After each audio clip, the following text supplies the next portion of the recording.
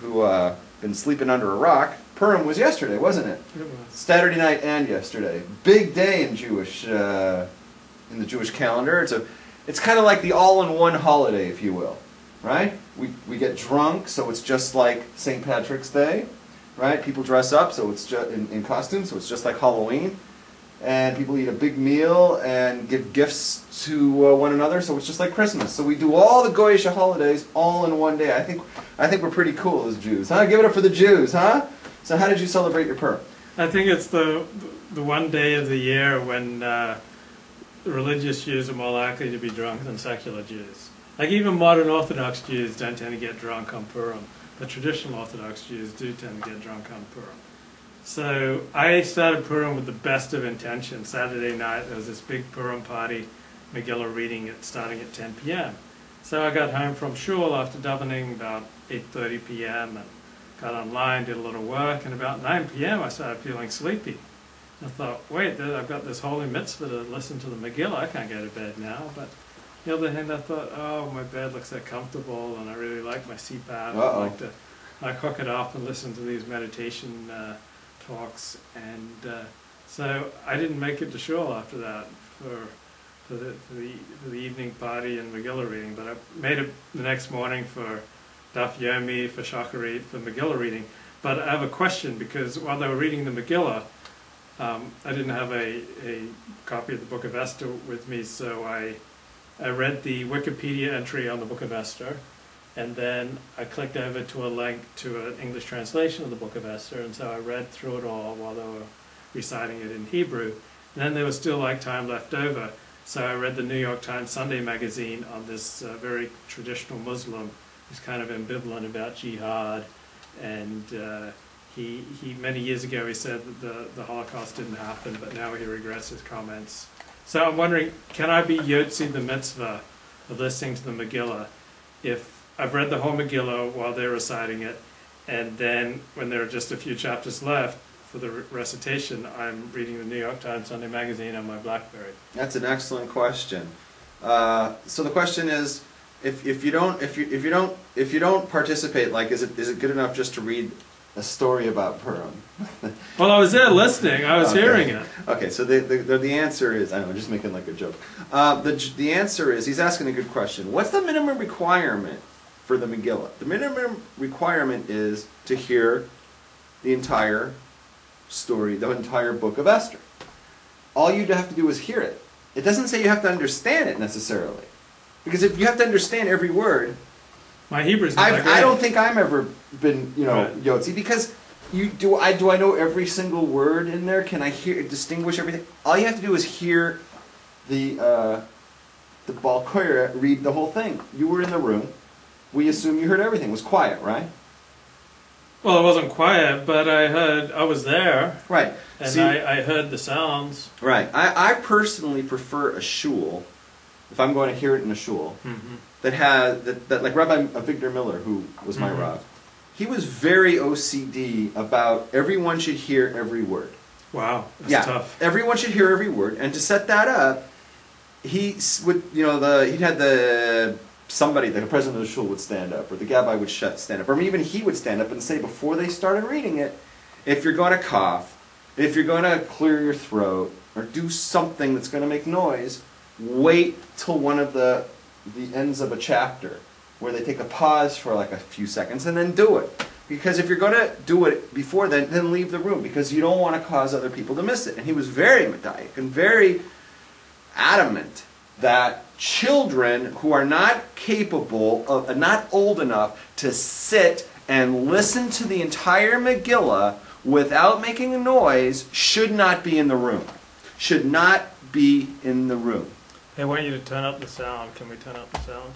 To turn up the sound? Right there. Can I turn it up? Yeah. Okay. Ask them if they can hear it. Yeah, so there. Can you hear it? Yeah, it's better now. And by the way, while we're doing this, I want to say a shout out here to Sylvia. She's in the room, and Lakewood Rav, and Hector. How's it going? We got a big lineup here tonight. It's better? Okay, thank you for giving us the feedback. Oh, and D-Medic's there. Hey, D-Medic. All right. So, what was I saying? Do you remember? So Avigdor Miller was very yes, thank strict you. about hearing every word. You have to hear every word, so he wouldn't allow kids in the shul, which is like right there, perfect for me, if the kid is not able to sit and listen to it. He's going to like make a ton of noise. We don't need him in the room. You know what? There's a way that we could actually see that. Okay, cool. How about that? Yeah, that's great. Okay, so to the answer to your question, it's really simple. You know, you didn't have a Megillah in front of you, right? Mm-hmm. That's your complaint. That's your question. Well, I had it in English on my BlackBerry, and I read it all. Yeah, that's fine. And then there was like time left over where they were still reciting, and so I thought, well, let me check the New York Times Sunday Magazine. No problem. No problem whatsoever. You could even go further than that. Ready for this? Mm-hmm. Because you know, like you're not supposed to talk during the middle of the film, right. so you hear the whole thing, yeah. and they're not, right? But they could stop and pause at the end of, like, say, what Pisca? I don't know how to explain that. Like a end Section. of section, okay? And they could stop, and you could, do whatever during that time. You could like update your Facebook, or something. Right. Yeah. As long as you're ready to go when they start up again. You know what I'm saying? Yeah. I mean, I'm not posking here, but I'm just saying in theory that. How do you do on Purim? Because you got a lot of social anxiety, so how do you... Don't talk about me. How would one in your position fulfill the mitzvah? You can just read it yourself by yourself is fine. If you read it, do you have to read it aloud? You have to read it out loud. You have to hear the Megillah. That's the only requirement, is you have to hear the Megillah. Now, the reason why people go to shul where there's like a minyan is because it says to Rav meet Sheks, right? To Rav Hadras Melech. In the multitude of the nation is the beauty of the king. That the more people listening to the Megillah, like the bigger the crowd for the Megillah reading, like the more of it makes God a bigger deal. It makes the whole thing a bigger deal.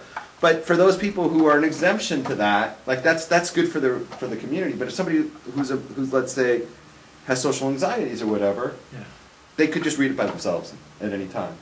You could just sit there and read it in your place, and that's not a problem. As long as you hear every word, that's the most important thing. So you did fine.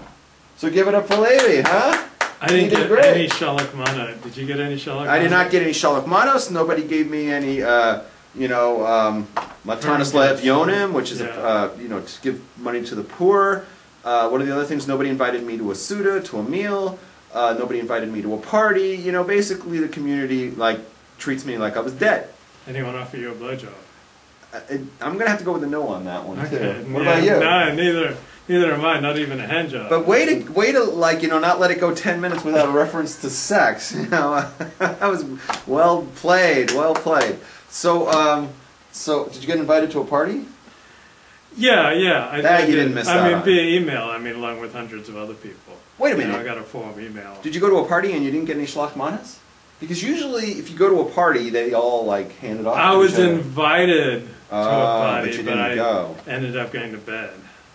Oh, that was at night? Yeah. Oh, I'm talking about during the day. Well, I went during the day. I didn't hang around after the Megillah reading, but there was a Suda, the Purim meal at shul, but I didn't hang around and didn't pay for it in advance. And so, I was in this shul that was just chock-a-block full of people. So after the Megillah reading, it gets a little claustrophobic for me. So I often don't hang around for Kiddush so long. Sometimes I do, but I guess most of the time I don't. It just gets, I don't know, about 2 hours is about my maximum amount of time, unless something's going extraordinarily well, that I like to be in a room full of people.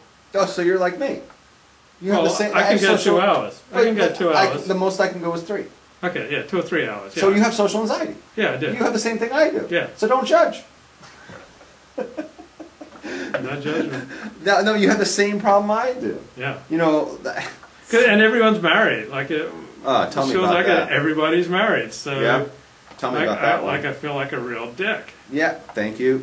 Hello. Everyone's married, and even the people who are younger than you. Yeah. Everybody younger than you is already married. Yeah, everyone's already married, and here's the loser. Yeah, and the only people around our age who aren't married are divorced with 400 kids. Right, and grandkids. And I was getting a hard time on my shul reviews. This guy wanted me to, he thought I should rank certain shuls higher because the women were hot. And I don't rank shuls according to the hotness of the women. To me, that's a sacrilege. Like, I don't think there's anyone who's done more than me to fight the objectification of